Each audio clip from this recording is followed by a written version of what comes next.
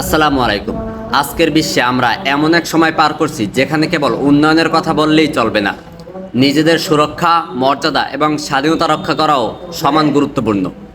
অনেক রাষ্ট্র যেমন উন্নয়ন করে এগিয়ে যাচ্ছে, তেমনি তারা তাদের সিকিউরিটি এবং ডিফেন্স সিস্টেম শক্তিশালী করতেও সচেষ্ট হচ্ছে। উত্তর কোরিয়ার উদাহরণই ধরুন, যেখানে মানুষ খাদ্যের কষ্টে আছে, অথচ তারা তৈরি করছে আধুনিক মিসাইল, এমনকি নিউক্লিয়ার অফেন্স পর্যন্তও তারা তৈরি করছে। কারণ তারা জানে অস্তিত্ব টিকিয়ে রাখতে হলে শক্তি থাকা জরুরি। বাংলাদেশও উন্নয়নের পথে এগিয়ে যাচ্ছে। বড় বড় ইনফ্রাস্ট্রাকচার প্রজেক্ট, ডিজিটাল অগ্রগতি, রপ্তানি সমৃদ্ধি সবই হচ্ছে। তবে প্রশ্ন হলো, যদি একদিন আমাদের দেশি বা বিদেশি শত্রুর মুখোমুখি হতে হয়, তবে কি কেবল উন্নয়নের গল্প আমাদের রক্ষা করতে পারবে? একজন মুসলিম হিসেবে আমাদের আত্মসম্মান, আত্মরক্ষা এবং স্বাধীনতার গুরুত্ব সব কিছুর উপরে। ইসলাম আমাদের শিখিয়েছে শান্তি, কিন্তু সেই সঙ্গে সেলফ ডিফেন্স এর চেতনাও। আমরা শান্তিপ্রিয়, তবে দুর্বল নই। এই বার্তা সকলের কাছে পৌঁছানো জরুরি।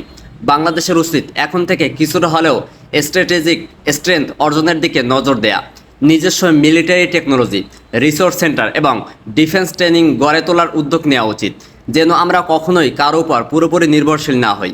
আমরা যুদ্ধ চাই না, আগ্রাসনও চাই না, কিন্তু আমাদের প্রস্তুত থাকতে হবে যাতে কেউ আমাদের দিকে চোখ তুলেও তাকাতে না পারে।